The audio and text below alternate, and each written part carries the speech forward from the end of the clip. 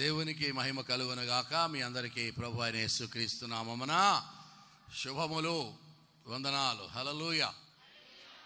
పెద్దకోస్తు సంఘంలో మాట్లాడడం అంటే నాకు చాలా ఇష్టం. మంచి ఉజ్జీవంగా ఉంటారు.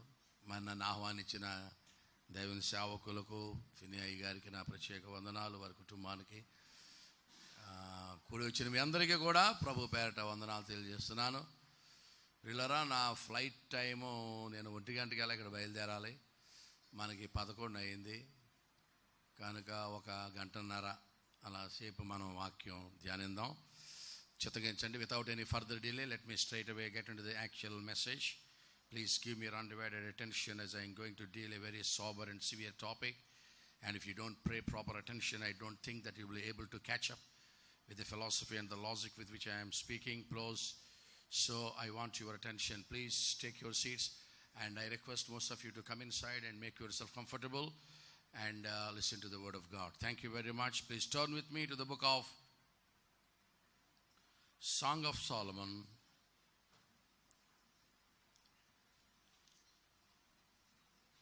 సొలొమోను పరమగీత గ్రంథము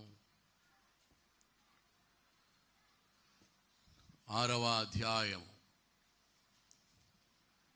Song of Solomon, chapter 6, verse 10. Emma?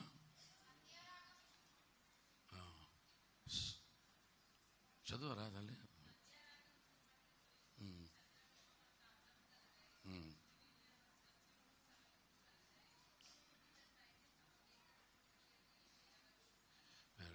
సంధ్యారాగము చూపట్టుచు చంద్రబింబమంత అందము గలదై, సూర్యుని అంత స్వచ్ఛమును కళలను గలదై, వ్యూహిత సైన్య సమభీకర రూపిణియునగు ఈమె ఎవరు? చిన్నమాట ప్రార్థన.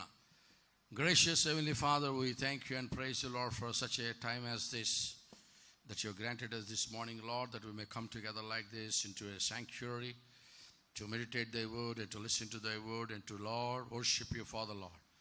Lord, thank you, Lord, for making this possible in spite of the bad weather. Lord, thank you, Lord, for bringing me over here, Lord. I commit myself into your hands. Lord, I pray, let thy voice be heard. Lord, be thou with us in this meditation and speak to us, Lord. Edify our souls for your glory. In Jesus' name. Amen. చెప్పాలి. ఉజ్జీవంగా ఉండాలి. హల్లెలూయా. ఒకవేళ నేను ఇంగ్లీష్లో మాట్లాడినా మీరు నా వైపు వరద బాధితులుగా చూడొద్దు. నేనే మరలా దాన్ని మీకు ట్రాన్స్లేట్ చేసి I will make myself understood to you. అంటే డైరెక్ట్గా అంతా తెలుగే మాట్లాడడం అంత సాధ్యమేమి కాదు. కనుక if I happen to sometimes jump in to the language which very much familiar with, so I want all yous to bear with me and I myself will translate it. Okay ప్రియులారా, Bible చదివేటప్పుడు కనుక ఒక చిన్న పొల్లు పోతే అందులో భావం అంతా పోద్ది. ఆ మధ్యన ఒక అమ్మాయిని బైబిల్ చదవమంటే, ద్రాక్షావల్లిని నేను ఈగల మీరంటుంది. ద్రాక్షావల్లిని నేను ఈగల మీరా తీగల మీరా, ఒక అక్షరం పోతే చాలు. మా ఇంట్లోనే మా అబ్బాయిని బైబిల్ చదవమంటే, ప్రభువా నేను ఆపత్కాలం మంది ఉండగా నీవేళ తాగియుందు అన్నాడు. ఏమిటండి, నేను ఆపత్కాలం మంది ఉండగా నీవేళ తాగియుందువా దాగియుందువా? మళ్ళీ మొన్న ఆడనే చదవమన్నాను బైబిల్. యెహోవా ఏం చేయుచున్నాడు అన్నాడు. నేను అన్నాను, అన్నీ నన్ను అడిగి చేస్తాడేంట్రా? యెహోవా ఏం చేయుచున్నాడు అనడానికి, యెహోవా ఏం చేయుచున్నాడు అన్నాడు. ఈ ఇంగ్లీష్ మీడియం వాళ్ళకి ఈ తెలుగు రావడం కష్టం. అందుకని బైబిల్ చదివేటప్పుడు ఒక పొల్లు కూడా పోకుండా చదవాలి. So first of all, you have to excuse me for sitting and preaching. I have my own back issues, so please bear with me and consider me for sitting and preaching. Okay ప్రియులారా, పరిశుద్ధ Bible గ్రంథంలో 66 పుస్తకాలు ఉన్నాయి. ఏంటండి? ఈ 66 పుస్తకాలలో 3 పుస్తకాలు చాలా జటిలమైనటువంటి గ్రంథాలు. ఆ 3 పుస్తకాలు ఏమిటంటే, ఒకటి ప్రకటన గ్రంథము, రెండవది పరమగీత గ్రంథము. ఇక బైబిల్లో ఉన్న గ్రంథాలన్నిటికంటే అత్యధికమైన కఠినమైనది, highly philosophical and very difficult to explain, is Ecclesiastes, అనగా ప్రసంగి గ్రంథం. చెప్పండి, ఈవేళ ఒక పాఠం నేర్చుకుందాం. బైబిల్ గ్రంథంలో ఎన్ని పుస్తకాలు ఉన్నాయి?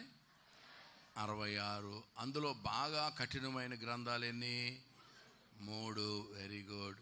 అందులో మొదటిది ప్రకటన గ్రంథం, రెండవది పరమగీత గ్రంథం.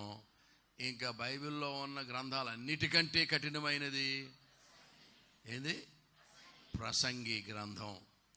కనుక ఈ 3 గ్రంథాలలో నుంచి వాక్యం ఎత్తుకొని బోధించాలి అంటే, అది దైవ వాక్య ప్రత్యక్షత కలిగినటువంటి దైవదాసుల చేత మనం బోధించబడితే తప్ప, లేకపోతే వ్యాఖ్యానం పొరబడేటువంటి అవకాశం ఉంది.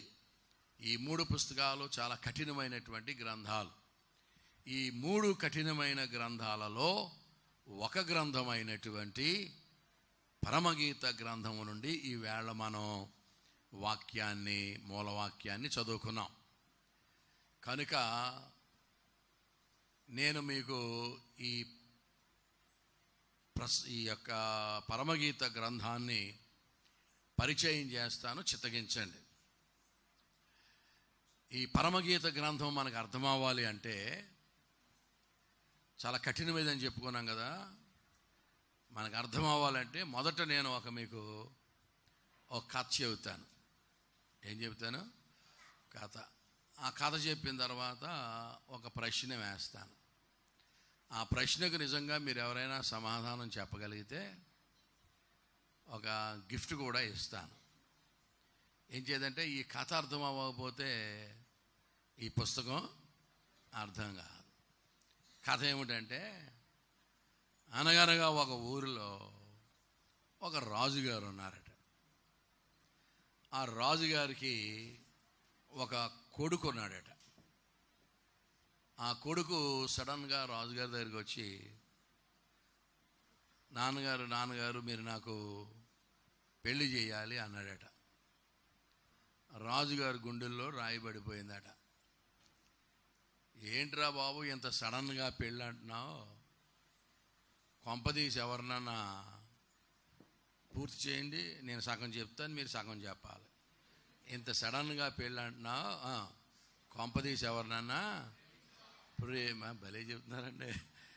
కొంపదీసి ఎవరినన్నా ప్రేమించావా అని అడిగాడట.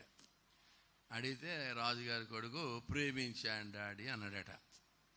అప్పుడు రాజుగారికి ఇంకా కోపం వచ్చేసిందట. అరే, మనం రాజులు, మనకి పెద్ద రాజ్యము, పెద్ద సింహాసనం ఉంది, నువ్వు ప్రేమించిన అమ్మాయి వాళ్ళ నాన్న రాజేనా? వాళ్ళకి రాజ్యం ఉందా, సింహాసనం ఉందా అని అడిగాడట. అడిగితే, ఏమో డాడీ, ఆ సంగతులు ఏమీ నాకు తెలియవు అన్నాడట. రాజుగారికి ఇంకా కోపం పెరిగిపోతుందట. ఒరే, కయ్యానికైనా వియ్యానికైనా సమవుజ్యం ఉండాలంటారు వెధవా. అంత స్టేటస్ చూడకుండా ప్రేమించావా? వాళ్ళ నాన్నగారు రాజో కాదో తెలియదా నీకు? అంత స్టేటస్ చూడకుండా ఎలా ప్రేమించావురా? ఏం పేరు రా పిల్ల పేరు అన్నాడట. తెలియదు డాడీ అన్నాడట. రాజుగారికి ఇంకా కోపం వచ్చేస్తుందట. ఏంటి వాళ్ళు రాజులా కాదంటే తెలియదు అంటున్నావు, ఏం పేరంటే తెలియదు అంటున్నావు, ఏ ఊరు రా పిల్లది అన్నాడట. తెలియదు డాడీ అన్నాడట. ఏమీ తెలియదు అంటే ఇంకా మండిపోతుందంట ఆయనకి. ఏమడిగినా తెలియదు అంటున్నావు, మీరు ఎక్కడ కలుసుకుంటున్నారా అన్నాడట. కళ్ళలోకి వస్తుంది డాడీ అన్నాడట. ఎక్కడికి వస్తుందట?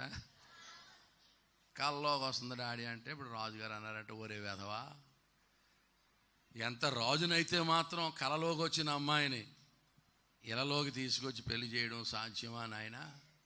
నోరు మూసి కోరుకోరా అన్నాడట. అప్పుడు రాజుగారి కొడుకు అన్నాడట, అలా కాదు డాడీ, అంతలా ఊరుకునేవాడిని అయితే మీ వరకు ఎందుకు తీసుకొస్తాను, నాకేం చేస్తారో తెలియదు, నాకు ఆ పిల్లే కావాలన్నట. రాజుగారు అంటాడు, ఒరే ఇదేం సోద్యమురా వెధవా, కల్లోకి వచ్చిన పిల్లని తెమ్మంటావేంటి, ఏదో ఊరి పేరు చెబితే ఆ పలానా ఊరెళ్ళి పిల్లని ఎతికి తేవచ్చు, కల్లోకి వచ్చిన పిల్లని ఇళ్ళలోకి తీసుకొచ్చి పెళ్లి చేయడం నా సాధ్యం కాదు, నోరు మూసి ఊరుకోరా అంటే రాజుగారి కొడుకు అన్నాడట, అలా కాదు డాడీ, నా కల్లోకి వచ్చే అమ్మాయి యొక్క చిత్రపటం గీసుకొస్తాను, ఆమె ముక్కు ముఖము స్ట్రక్చరు తల జుట్టు అంత ఎలా ఉంటుందో చిత్రపటం గీస్తాను, ఆ చిత్రపటాన్ని మన సైనికులకి ఇచ్చి మన రాజ్యంలో గాలిస్తే ఆ ముఖానికి సరిపోయిన ముఖం ఎక్కడో దొరుకుతుంది, మీరు ఆ పిల్లని తేవాలా అన్నాడట. ఇంకా రాజుగారికి చేసేదేమీ లేక ఆ చిత్రపటం ఏదో గీసుకురారా నాయన అంటే ఇంటికి వెళ్ళిపోయి 10 రోజులు కళ్ళు మూసుకుంటే కదా అప్పుడు కనపడుతుంది, కళ్ళు మూసుకోవడం తెరవడం, కళ్ళు మూసుకోవడం తెరవడం, మొత్తం మీద ఆ చిత్రపటం గీసుకొచ్చాడట. చిత్రపటం గీసుకొచ్చి, డాడీ నా కల్లోకి వచ్చే అమ్మాయి ఇది ఇలాగే ఉంటుంది, ఇవే ఫీచర్స్ ఉంటాయి అని ఆ చిత్రపటం ఇచ్చాడట. రాజుగారు ఆ చిత్రపటాన్ని సైనికులు పిలిచి సైనికులకి ఇచ్చి, ఈ ముఖానికి సరిపోయిన ముఖం ఎక్కడైనా దొరికితే ఉన్నపాటున ఆ అమ్మాయిని మీరు గుర్రం ఎక్కించుకొని తీసుకొచ్చేయండి అన్నారట. ఆ ఫోటో పట్టుకొని సైనికులు గుర్రాలు వేసుకుని టాటడా అనుకుంటా ఎక్కడికి వెళ్ళిపోయారు, రాజ్యంలోకి వెళ్ళిపోయారంట. ఈ ఫోటో పట్టుకుని వెళ్ళిపోయారు. ఆడపిల్ల కనపడితే పాపం రాజ్యం అంతా తిరుగుతున్నారు, అమ్మాయి కనపడితే ముఖం చూడడం ఫోటో చూడడం, ముఖం చూడడం ఫోటో చూడడం, ఈ ముఖానికి ఏమైనా సరిపోద్దా ఈ పిల్ల అంటే గుర్రం ఎక్కించి తీసుకొచ్చేద్దామని ఇలాగున 3 నెలలు వెతికారటండి. 3 నెలలు వెతికినా ఆ ముఖానికి సరిపోయిన ముఖం ఎక్కడ కనబట్టలేదట. ఇంకేళ్ళు అనుకుంటున్నారంటే, ఒరే ఎంకి పెళ్ళి సుబ్బు సాగుకు వచ్చింది అన్నట్టు ఈడి పెళ్ళి మన సాగుకు వచ్చినట్టు ఉంది, ఇల్లు వదిలేసి 3 నెలలు అయ్యింది, ఎక్కడెంత ఎత్తుకున్నా అమ్మాయి దొరకట్లేదు, ఈడి పెళ్ళి మన సాగుకు వచ్చినట్టు ఉందని చెప్పి వాళ్ళు బాధపడుతూ ఉంటే, ఒక రోజున ఒక ఏట్లో ఒక నదిలోకి లోయలోకి వెళ్ళారట. వెళ్తే అక్కడ ఒక అమ్మాయి బట్టలు ఉతుక్కుంటుందట. ఆ అమ్మాయిని చూసేసరికి కరెక్ట్గా సరిపోయిందంటే మక్కీకి మక్కీ, అమ్మ పిల్ల నువ్వు ఇక్కడ ఉన్నావా, నీకోసం రాజుగారు మమ్మల్ని 3 నెలల నుంచి పంపించి ఎతికింతున్నారు, నువ్వు అర్జెంటుగా గుర్రం ఎక్కువ అన్నారట. ఈ అమ్మాయి అన్నదట, దొంగోడు కోసం పోలీసు వాళ్ళు తిరుగుతున్నట్టు నా కోసం మీరు తిరగడం ఏంటి, నేనేం పాపం చేశాను బాబోయ్, నేను రాను నాయన అంటుందంట. పాపం కాదమ్మా, ఇది రాజుగారి ఆజ్ఞ. ఎవరి ఆజ్ఞ ఇది? రాజుగారి ఆజ్ఞ. ఉన్నపాటు నువ్వు గుర్రం ఎక్కాలా, నేను తీసుకెళ్ళి రాజుగారికి అప్పగించాలని మొత్తం మీద అమ్మాయిని తీసుకెళ్ళి రాజుగారు చూపించారట. అర్థమవుతుందా కథ? తర్వాత మధ్యలో ప్రశ్న వేస్తాను, సమాధానం చెప్పాలి. అయితే రాజుగారు ఆ ఫోటో చూశాడట, అమ్మాయిని చూశాడట, ఎగ్జాక్ట్గా సరిపోయిందట. ముక్కు ముఖము కళ్ళు స్ట్రక్చర్ మొత్తం హైట్ వెయిట్ అంతా సరిపోయిందట. అప్పుడు రాజుగారు వాళ్ళ అబ్బాయిని పిలిచాడట. ఒరే పిలిచి ఆ అమ్మాయిని చూపించి అడుగుతున్నాడట, నీకు కల్లోకి వస్తున్న అమ్మాయి అడగండి, చెప్పండి, పూర్తి చేయండి. నీ కల్లోకి వస్తున్న పిల్ల ఈ పిల్లనా అని అడిగితే రాజుగారి కొడుకు అన్నాడంట, అవును డాడీ, ఈ అమ్మాయి డాడీ, నాకు కల్లోకి వస్తుంది డాడీ అన్నాడట. అప్పుడు రాజుగారు అన్నారట, నీకు ఒక్కడికి కల్లోకి వస్తే సరిపోద్ది ఏంట్రా వెధవా, పెళ్ళంటే 1 వే ట్రాఫిక్ అనుకున్నావా, మరి ఆ పిల్లకు కూడా నచ్చాలి కదా, అమ్మాయికి కూడా ఇష్టపడాలి కదా అని ఆ అమ్మాయిని అడిగారట. అమ్మాయి నీకు ఎప్పుడన్నా మా అబ్బాయి ఏరా అబ్బా భలే చేస్తా, భలే పూర్తి చేస్తున్నారండి వీరా, మా అబ్బాయి నీకు ఎప్పుడన్నా కళ్ళలోకి వచ్చారంటే ఆ అమ్మాయి అన్నదట, అటువంటి పిచ్చి పిచ్చి కళ నాకు రావండి, అసలు మీ అబ్బాయి ఉన్నాడు నాకు తెలియదండి బాబోయ్, నన్ను వదిలేయండి బాబోయ్, నేను వెళ్ళిపోతాను బాబోయ్, మా అమ్మ దగ్గరికి వెళ్ళిపోతాను బాబోయ్, మా అమ్మ బాబోయ్ అంటున్నాడు. రాజుగారు అన్నారంటే, అమ్మ లేదు బామ్మ లేదు, నోరు మూసి ఊరుకాయ, రాజుగారు తలుచుకుంటే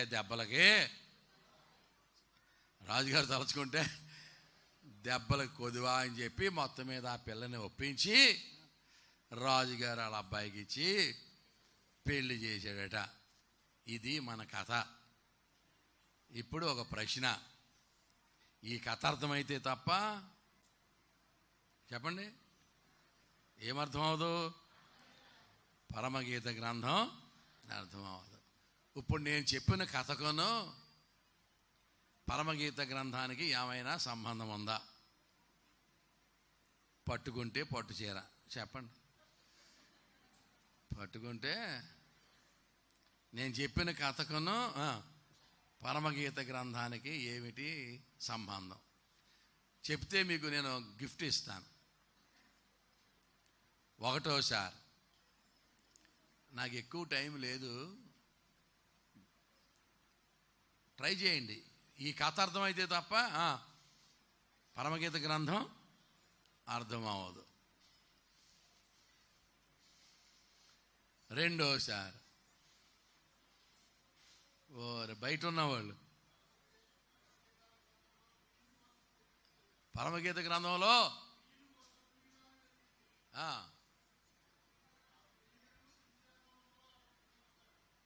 ఏంటండి ఉద్యానవనం సంగతి అలాగ ఉంచండి. ఏంటి అమార్థానికి డబ్బులు ఇచ్చేస్తారేటి?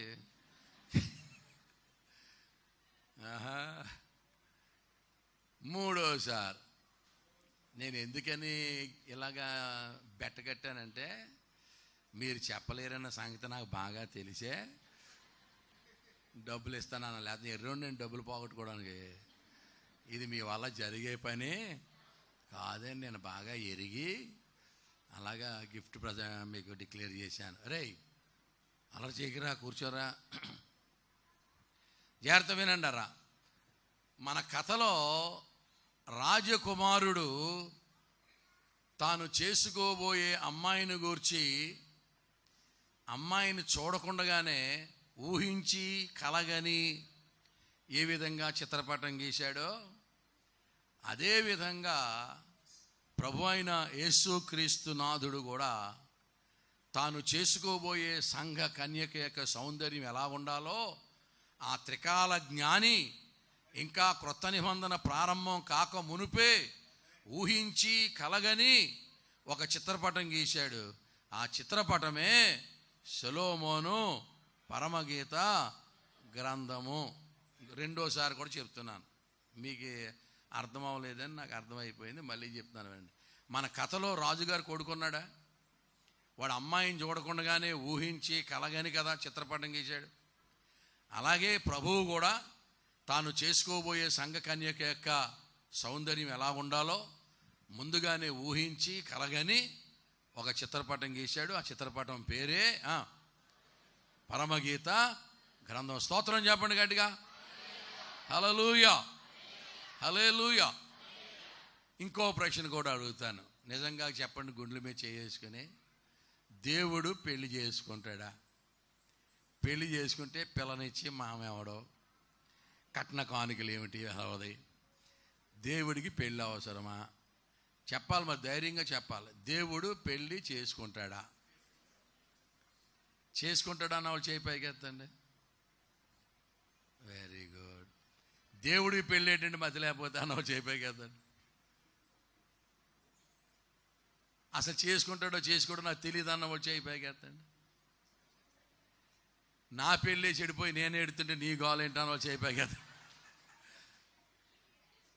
మా ఇద్దరికి పడక మేము ఎడుతుంటే నీ గోలేంటి, అలా ఎక్కువ ఉంటుంది, బ్యాచ్ ఎక్కువ ఉంటుంది.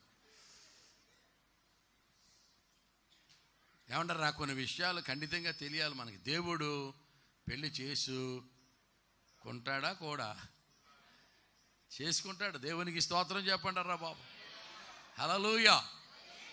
అదే దేవర వారి వివాహ వ్యవస్థ. The concept that God gets married is the oldest concept that is known to the oldest saints of India. భారతదేశానికి దేవుడు తెలియజేసిన అద్భుతమైన సత్యాల్లో ఒక సత్యం ఏంటంటే దేవర వారి వివాహ వ్యవస్థ. దేవుడు పరిణయం ఆడుతాడు, దేవుడు పెళ్లి చేసుకుంటాడనే సంగతి భారతదేశానికి తెలుసు, కానీ పెళ్లి కూతురు ఎవరో తెలియదు.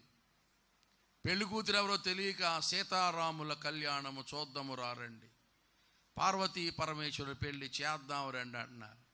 దేవుడు అంటున్నాడు, నా పెళ్లి మీరు చూడడం చేయడం కాదే, నిన్నే పెళ్ళి ఆడుతా. అది సీరియల్ వచ్చింది చాలా కాదు. నిన్నే పెళ్ళాడుతా, నీవే నా రక్తములో నీ వస్త్రములు తొక్కొని నేను స్థాపించిన సంఘములో చేర్చబడి నా రక్తమాంసంలో పాలుపొంపులు పొందితే నువ్వే పెళ్లి కూతురు. నా పెళ్లి నువ్వు చూడడం చేయడం కాదు, నిన్నే పెళ్ళాడుతా. అది the highest concept that is known to the Christian world. దేవునికి స్తోత్రం కలుగునగా. హల్లెలూయా చెప్పండి. దాన్ని ఏమంటారు? దేవర వారి వివాహ వ్యవస్థ. దేవుడు పరిణయం ఆడతాడు. ప్రియా దేవుని బిడ్డలారా, ఈ దేవుని యొక్క వివాహం, ఇంకో పరమగీత గ్రంథం గురించి ఇంకో మాట కూడా చెప్పాలి. అసలు ఈ పరమగీత గ్రంథము దేవుని వాక్యమే కాదు, ఇది దేవోక్తి కాదు, ఇది లేఖనాల్లో ఉండడానికి వీలు లేదు. ఇందులో చాలా అశ్లీలత ఉన్నది. ఇదేదో భయంకరమైన లవ్ స్టోరీ లాగా ఉంది. ప్రత్యేకంగా దీంట్లో స్త్రీ యొక్క అవయవాలను గురించిన వర్ణన ఉంది. దీన్ని అర్జెంటుగా మీరు బైబిల్లో తీసేయాలని చరిత్రలో పెద్ద దుమారమే రేగింది. అయితే పరిశుద్ధాత్మ దేవుడే పూనుకొని ఈ సుందరమైన గ్రంథాన్ని మనకు అందుబాటులో ఉంచాడు. దేవునికి స్తోత్రం కలుగునగా. హల్లెలూయా. ఇందులో ఏముంది? అశ్లీలత ఉన్నది, లవ్ స్టోరీ. ఇది చాలా విచిత్రంగా ఉంది. తీసేయండి. ఇది ఏం చేద్దంటే, ఒకే స్త్రీని పట్టుకొని కాసేపు సహోదరి అని, కాసేపు ప్రాణేశ్వరి అని అంటా ఉన్నాడు. మన ఊళ్ళో ఒకే అమ్మాయిని పట్టుకుని కాసేపు సహోదరి, కాసేపు ప్రాణేశ్వరి అన్నాం అనుకోండి, చెట్టు కట్టేసి చెదగొట్టేసి, ఇంతకీ నీకు ఈ పిల్లతో సంబంధం ఏంట్రా, సహోదరియా ప్రాణేశ్వరి తేల్చమని చెదగొట్టేస్తారు. మరి ఒకే అమ్మాయిని పట్టుకుని దేవుడు కాసేపేమో చెప్పండారా, మీరు పెద్దకోసలే కదా, బాప్టిస్ట్ అలా కూర్చోకూడదు. ఒకే అమ్మాయిని పట్టుకుని కాసేపు సహోదరి అని, కాసేపు ప్రాణేశ్వరి అని మరి అంటే ఊరుకుంటారు ఊళ్ళో. అందుకని వీళ్ళకి అనుమానం వచ్చి ఇది తేడాగా ఉంది, పుస్తకం తీసేయమన్నారు. అంటే వాళ్ళకి దేవుడు ఆ మాట ఎందుకు పలికాడో అర్థం కాక, ఒకే అమ్మాయిని పట్టుకుని సహోదరి ప్రాణేశ్వరిని ఎందుకు అన్నాడో మీరు తెలుసుకోవాలనుకున్నారు అనుకోండి, నేను ఇప్పుడు అందులోకి వెళ్ళానంటే నా ఫ్లైట్ మిస్ అయిపోద్ది. ఎప్పుడన్నా మీరు సావధానంగా ఏ సెమినారో పెట్టుకుంటే అటువంటి సంగతులు మనం ధ్యానించవచ్చు. అది మన అంశం కాదు. దేవునికి స్తోత్రం కలుగునగాక. హల్లెలూయా, హల్లెలూయా. కనుక దేవుడు పరిణయం ఆడతాడు, దేవుడు పెళ్లి చేసుకుంటాడు. మీకు తెలుసా, నరుడు ఒంటరిగా ఉండుట మంచిది అంటే ఏమనుకుంటున్నారు మీరు?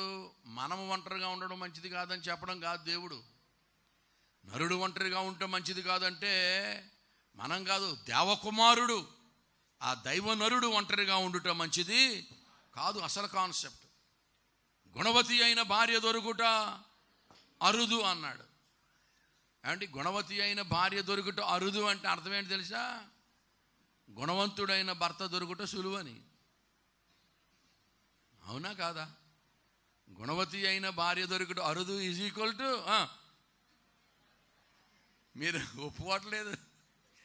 గుణవంతుడైన భర్త దొరుకుట సులువు. ఏ మోగోని చూసినా మంచోడే, ఏ లేడీని చూసినా కేడియే. ఏమండి నిజం చెప్పండారా? నిజంగా చెప్పండి, ఆడవాళ్ళు మంచోళ్ళ మగవాళ్ళు మంచోళ్ళ? ఏటా ఆడవాళ్ళు మంచోళ్ళ? సరే, అది కూడా పెద్ద అంశమే, కానీ మనం ఇందులోకి వెళ్ళలేం, చాలా షార్ట్ టైం. గుణవతి అయిన భార్య దొరుకుట అరుదు అంటే అర్థం ఏంటంటే, మిమ్మల్ని దేవుడు దూషిస్తున్నాడని కాదు సుమా. ఈ విషయం ఏంటంటే, దేవుడు తన కుమారునికి సంబంధాలు వెతుకుతున్నాడు. ఇక్కడే కాదు, వరుడు కావాలని అక్కడ కూడా ఉంది యాడ్. దేవలోకాలు కలుగు చేశాడు దేవుడు. కెరూబులు, శరాపులు, దూతగణాలు, ఆకాశవాసులు, ఉన్నత స్థలముల నివాసులు, తేజోవాసులు ఎంతమంది ఉన్నారనుకుంటున్నారు? లెక్కింపలేనన్ని ప్రపంచాలను దేవుడు కలుగు చేశాడు.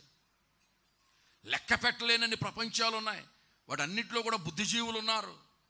ఆకాశవాసులు, ఉన్నత స్థలముల నివాసులు, తేజోవాసులు, కెరూబులు, శరాపులు, దూతగణాలు ఎలా ఉంటారు తెలుసా వాళ్ళు?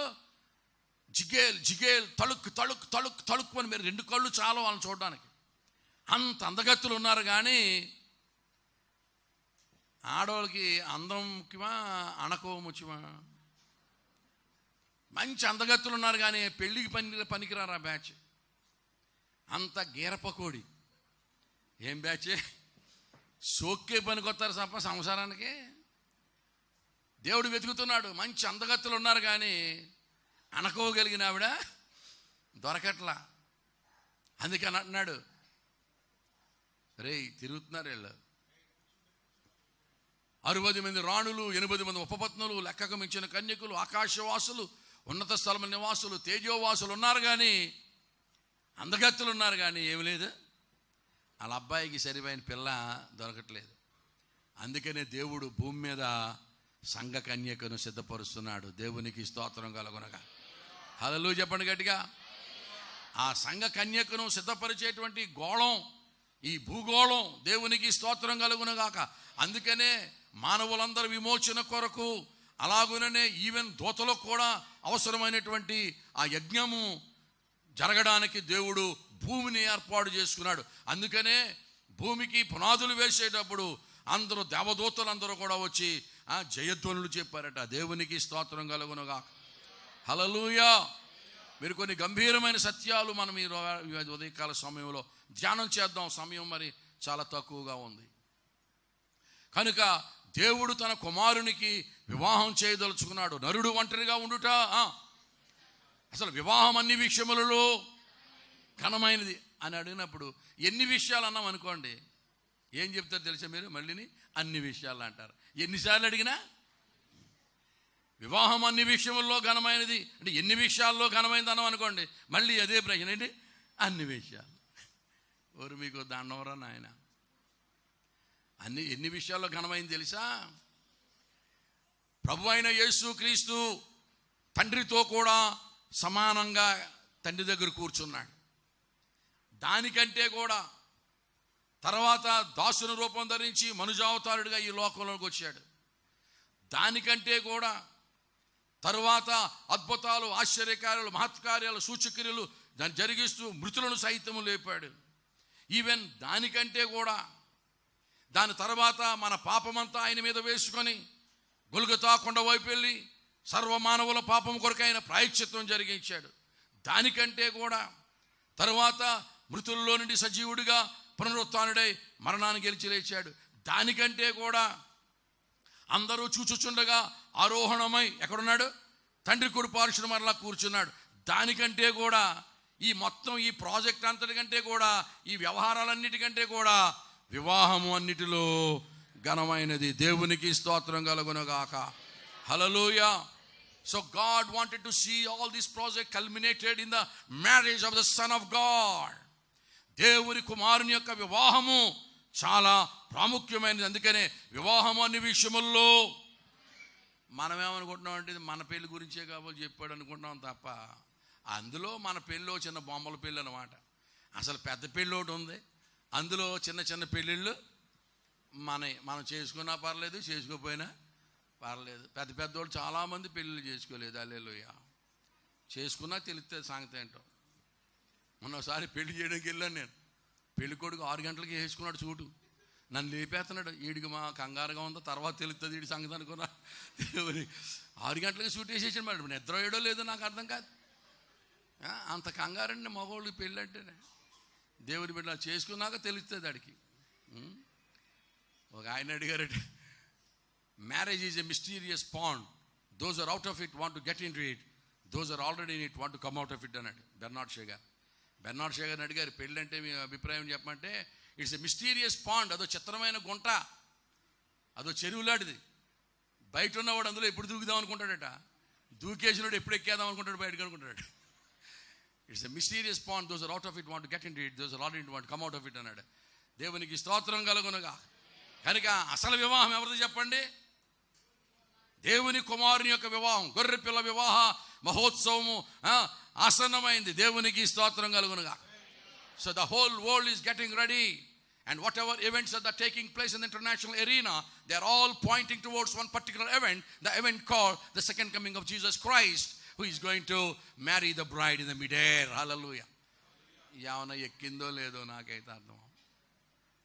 దేవుని బిడ్డలారా, ఈవేళ రాజకీయాలన్నీ కూడా దే ఆర్ ఆల్, ఈ చేంజెస్ అన్నీ కూడా, పొలిటికల్ చేంజెస్ అన్నీ కూడా ఒక విషయం వైపు మొగ్గుతూ ఉన్నాయి. అది యేసు యొక్క రెండవ రాకడ. దేవునికి స్తోత్రం కలుగునుగాక. హల్లెలూయా. ఈ యొక్క పెళ్లిని గురించి తెలియజేసే గ్రంథమే, ఈ ఇద్దరి మధ్య జరిగే ప్రేమ గ్రంథమే పరమగీత గ్రంథం. దేవునికి స్తోత్రం కలుగునుగా. మీకు తెలుసా, హిందువులదేమో రామాయణం, క్రైస్తవులదేమో ప్రేమాయణం. హల్లెలూయా.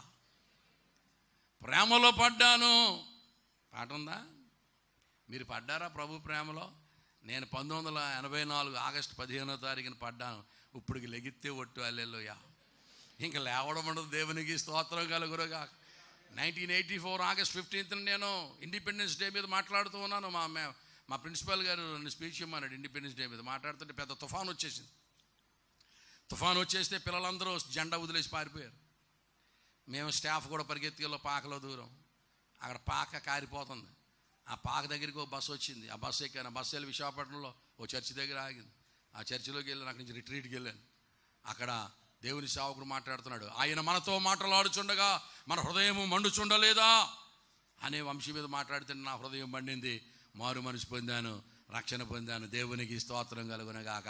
ప్రభు ప్రేమలో పడ్డాను. హల్లెలూయా. వాళ్ళదేమో రామాయణం చెప్పట్లేదు. మీరు ఈ ప్రేమలో పడ్డ వల్ల కనపడలేదు. మనది ఏమిటండి? ప్రేమాయణం. దేవుని ప్రేమ. దేవునికి స్తోత్రం. హల్లెలూయా. ఆ ప్రభు ప్రేమను రుచి చూచాం. ఆ ప్రభు ప్రేమను పొందుకున్నాం. ఇక ఇందులో నుంచి బయటికి రావడం మన సాధ్యము. అందుకని వస్త్రహీనత అయినా, ఉపద్రవమైనా, కరువైనా, రణమైనా, ఏమైనా క్రీస్తు ప్రేమ నుండి మనలను ఎడబాపలేవు. దేవునికి స్తోత్రం కలుగునుగా. ఇక పిచ్చెక్కిపోవడమే ఇందులో పడిపోయి. హల్లెలూయా.